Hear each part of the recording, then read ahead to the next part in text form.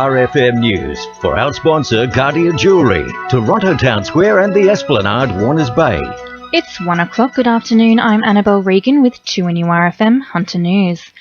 Gains won in Howard's 1990 gun buyback scheme have been lost as Newcastle's gun ownership increases by 81% in the last 5 years. This follows a statewide trend as the number of firearms in New South Wales rises towards 1 million. And imported US gun culture and recruitment from gun clubs are being blamed for the rise. Greens MP David Shoebridge says there is no reason for gun ownership rates in Newcastle to be so high. Particularly when you look at suburbs in Newcastle, across metropolitan Newcastle, in metropolitan Sydney, where you can have 4,000 weapons in just an ordinary suburban setting. What we need to toughen up the access to firearms, make it a genuine, legitimate reason. If you're a farmer, yes, you have a need for one or more guns. But if you're living in suburban Newcastle, you don't have the same legitimate reason. A fire reported at West Wallsend earlier today has been extinguished. The Rural Fire Service and 2 fire trucks were called to the area after 500 calls. The small fire was called to a stop at 12:19 this afternoon.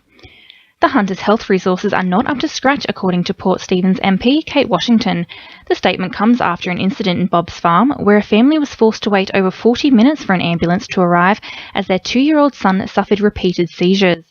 Washington says there are a number of ways improvements could be made. I've raised complaints I've heard about ambulance response times with them. So now we need to start looking at what we need to do to resolve the problem. And from my perspective, we need to either adequately resource John Hunter Hospital or we need to adequately resource transport to get people from our area to the services that they need.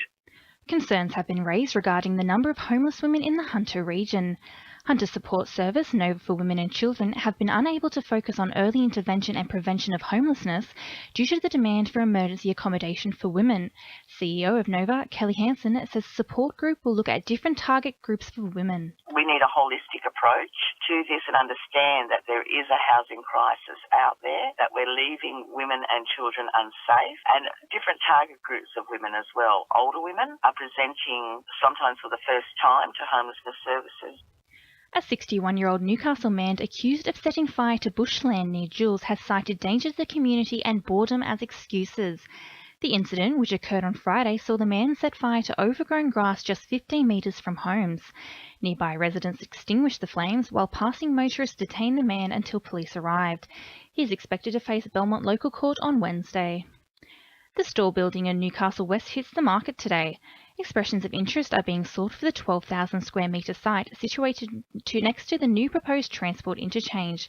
The Property Council's Hunter Chairman, Ed Crawford, says the building could become an integral part of the interchange. Store coming to market at this point in time, I think, is fortunate. It's obviously the site is going to be purchased by either government or the private sector, and I'm not sure if government is actually actively looking at it, but I would assume that given its proximity to the interchange, they have considered it in some way, and I think it's clear that whoever buys the site, it is going to be integrated into the interchange precinct in some significant way.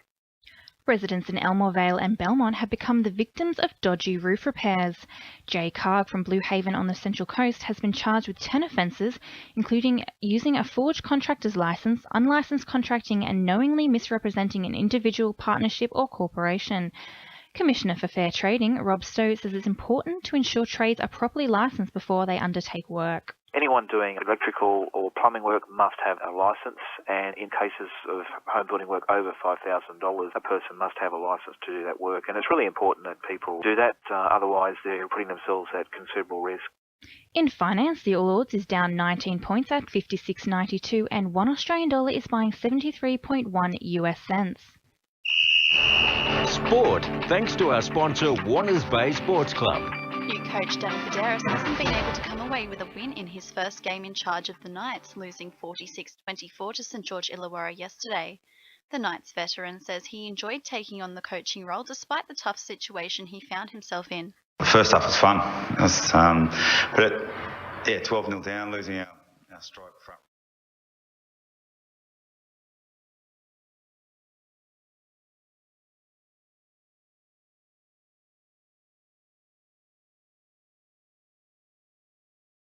In the NPL, picking up a 2-0 win over South Cardiff to remain 3 points clear of Olympic.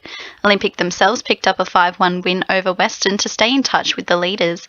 In other games, Broadmeadow defeated Jets Youth 5-2, Lambton belted Adamstown 6-0, and Charlestown drew 1-1 with Maitland.